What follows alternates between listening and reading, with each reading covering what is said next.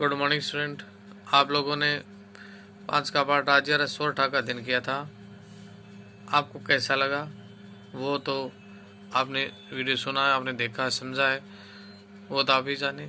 आज मैं आपको अगले पाठ की तरफ लेके चलता हूँ जिसका नाम है जयशंकर प्रसाद। कवि का क्या नाम है? जयशंकर प्रसाद। जन्म में 1889 में, मृत्यु 1937 में हुई थी। जीवन परिचय। छायावादी कवि जयशंकर प्रसाद का जन्म काशी नगर में सन 1889 में हुआ था। इनके पिता बाबू देवी प्रसाद शिक्षा प्रेमी थे, यानी शिक्षा के अधिक प्रिय थे, जिन्हें लोग सूंगनी साहू कहकर पुकारते थे। क्या कहकर बुलाते थे? सूंगनी साहू। प्रसाद जी की प्रारंभिक शिक्षा का प्रबंध पहले घर में ही हुआ। बाद में इन्हें क्वींस कॉलेज में अध्ययन हेतु भेजा गया। अल्प आयु में ही अपनी मेधा से, कम उम्र में अपने दिमाग से इन्होंने संस्कृत, हिंदी, उर्दू, फारसी तथा अंग्रेजी का अच्छा ज्ञान प्राप्त कर लिया था। बचपन से इनकी रुचि साहित्य की ओर थी। इंदु नामक मासिक पत्रिका इन्होंने संपादन किया। साहित्य जगत में इन्हें वहीं से पहचान मिली। काव्य रचना के साथ साथ नाटक, उपन्यास एवं कहानी विद्या में भी इन्होंने अपना कौशल दिखाया। इनकी प्रमुख रचनाएं निम्नलिखित है। काव्य: आंसू, लहर, झरना, कामायनी, प्रेम पथिक, चित्राधार।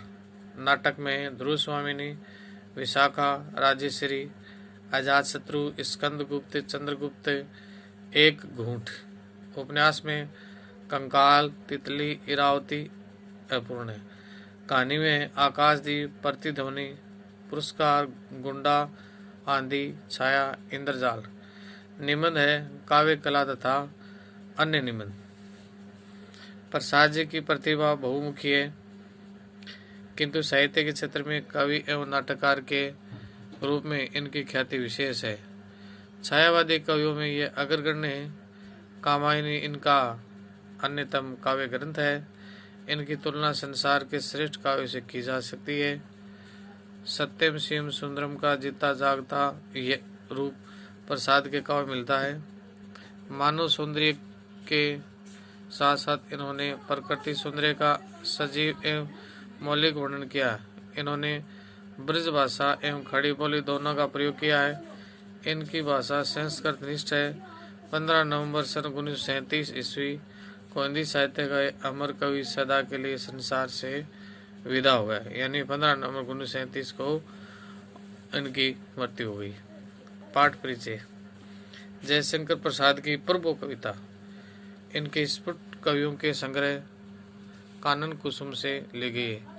इनकी स्तुति करते हुए कवि ने अपनी सर्वव्यापकता, सौंदर्य और शक्तिमता का गुणगान किया है। कवि को प्रकृति के प्रत्येक उपादान में ईश्वर का अनंत प्रसार देखने को मिलता है। चंद्र किरणें ईश्वरीय प्रकाश को व्यक्त करती हैं। सागर की उताल तरंगे उनकी ही देन बताई गई है।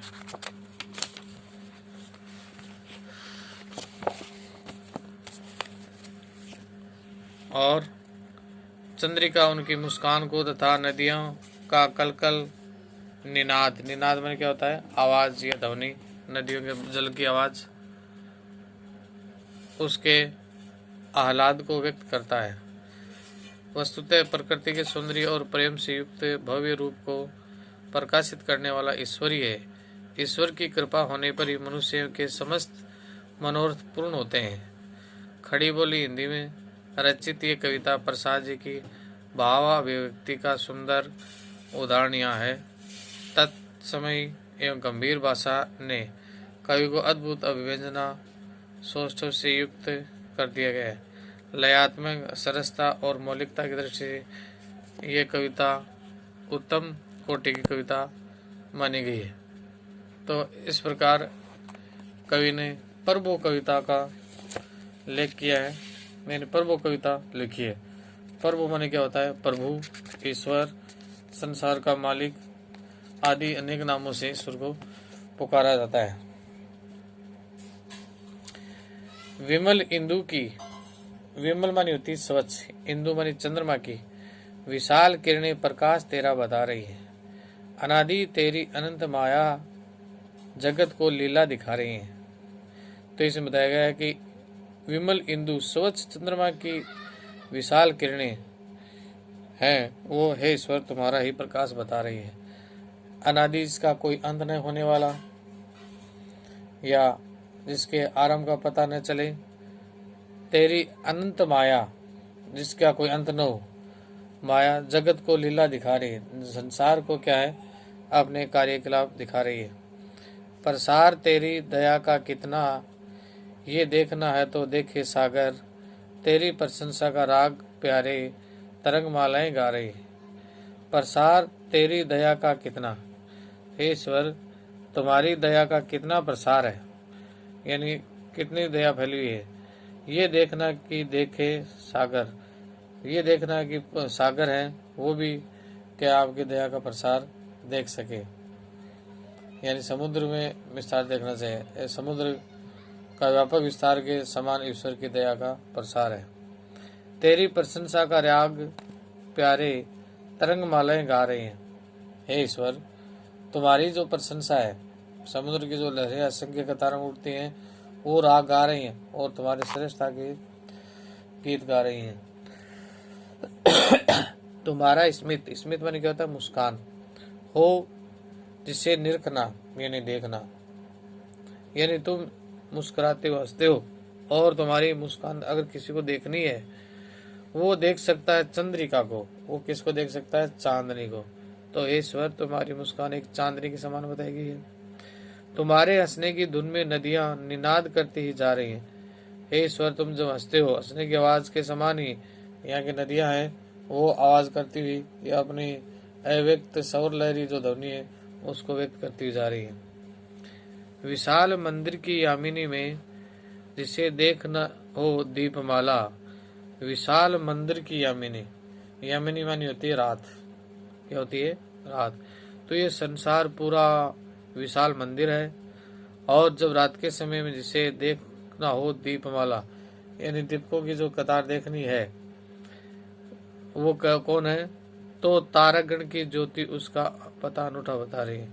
आकाश में असंख्य तारों चमचमाते हैं, वो ऐसे लगते हैं कि जैसे कोई बहुत बड़े मंदिर में बहुत सारे दीपक प्रकाशित हो रहे हैं। तो इस प्रकार इसकी उपमा दी गई है। प्रभु प्रेम में प्रकाश तुम हो, प्रकृति पद्मिनी के अंशुमाली, असीम उपवन के तुम हो माली, धरा बराबर बता रही है।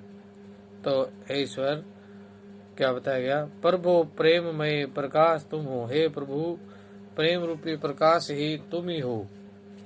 प्रकृति पद्मिनी यानी जो प्रकृति है, और पद्मिनी के अंशुमाली तुम ही हो। तो पद्मिनी होता है कमलिनी, इस प्रकृति पर खिलने वाली कमलिनी है उसका पता तुम बता रहे हो। प्रकृति पद्मिनी के अंशुमाली, अंशुमाली सूर्य, तो सूर्य के समान तुम हो। असीम उपवन के तुम हो माली, यानी जिसकी कोई सीमा न हो, ऐसे बगीचे के तुम कौन मालिक हो, ईश्वर तुम ही हो। धरा बता रही है, धरा बराबर बता रही है, पृथ्वी है इस बात को बराबर व्यक्त कर रही है। जो तेरी होवे दया निधि, जो तेरी होवे दया निधि, है दया निधि तो तुम्हारी हो, तो पूर्ण होता है मनोरथ। मनोरथ माने मन की इच्छा। सभी ये कहते हैं पुकार करके, यही तो आशा दिला रही है। सभी पुकार करके कहते हैं कि ये आशा हमको देखने को मिल रही है। तो इस प्रकार बच्चों ये कविता आपकी पूर्ण हुई। इसमें कुछ शब्दार्थ हैं या कुछ छोटे प्रश्न हैं, तो वो सुनो।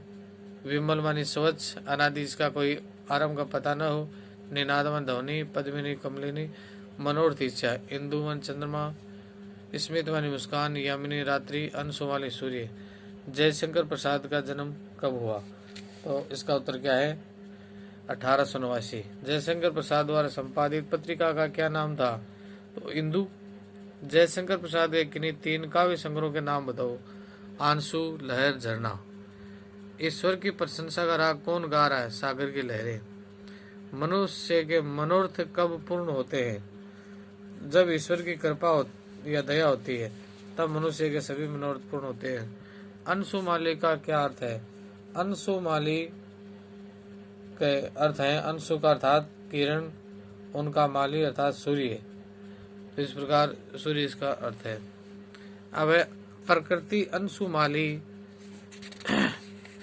प्रकृति पद्मिनी के अंशुमाली से कवि का क्या तात्पर्य है? तो इसके बारे में एक ऐसी मान्यता है कि जो प्रत्यक्ष दिखाई देता है कि सूर्य के प्रकाश क्या है, सूर्य के प्रकाश से कमलों का विकास होता है, वह कमलिनियों की रक्षा होती है। उसी प्रकार समस्त पेड़ पौधे, जीव जंतु आदि की रक्षा एवं विकास एक ईश्वर के द्वारा ही होता है। इसलिए इस प्रकृति रूपी कमलिनी का विकास करने वाला ईश्वर रूपी सूर्य है। इस ईश्वर ही सर्जन क्षमता से प्रकृति का विश्वास एवं प्रसार होता है। 8 का क्वेश्चन है, कवि ने ईश्वर को अनादि क्यों कहा है? तो इसमें कहा है कि इसका जन्म अथवा उत्पत्ति आदि का पता न चले, जो इस सृष्टि में सर्वप्रथम हुआ हो उसे अनादि कहते हैं। इसी प्रकार या इसी आधार पर वेदों एवं पौराणिक समस्त शास्त्रों में प्रवेश को अनादि कहा गया है। तो परमेश्वर के माता पिता कौन है और इसका पालना किया हो, ये किसी को ज्ञात नहीं है। किसी भी परमेश्वर की सत्ता और उसकी सत्ता समस्त चराचर पृथ्वी का पालन करती है। इसी कारण कवि ने ईश्वर की अनादि कहा है। प्रश्न 9 है, ये 9 का, यामिनी में अनूठा पता कौन बता रही है? तो यामिनी अर्थात रात्रि में तारों की पंक्ति ईश्वर का अनूठा रूप बता रही है। रात्रि में अचानक रहता है तब दीपक के प्रकाश से वस्तु दिखाई देती है और इसमें बहुत सारी किरणें नजर आती है और ईश्वर के विशाल मंदिर का पता चलता है। वह पता करीब एक रहस्यमय होने के बावजूद यह अनूठा बताया गया है, जिससे ईश्वर की दृष्टि या माया का अभ्यास हो जाता है। बाद में क्या है, अगला प्रश्न है, दयानिधि से क्या तात्पर्य है? दयानिधि का तात्पर्य है कि यह तो दया का भंडार। कविताओं में कवि ने परमेश्वर को दयानिधि बताया गया है, क्योंकि ईश्वर की दया से ही सृष्टि का पालन संभव होगा और प्राणियों के सुख दुख तक मनोरंजन तथा मालिक जो ईश्वर है, जो सभी प्राणियों के बारे में या उनके मनोरथ की पूर्ण इच्छा करता है या इनकी इच्छाओं को पूर्ण करता है। तो इस प्रकार क्या है, ये प्रश्न नंबर आपके 10 हो गए। और 11 प्रश्न है, पर्व कविता के आधार पर अपने कथन स्पष्ट कीजिए। तो ये पर्व कविता है, इसके बारे में इस कविता के अंदर आपने पढ़ा है, उसी के आधार पर आप अपने प्रश्नों का चयन कीजिए। और हे बच्चों, जो पढ़ा उसको ध्यान से याद कीजिए और कोई त्रुटि हो तो उसको आप बुक से देकर सुधार लीजिए। थैंक यू, धन्यवाद।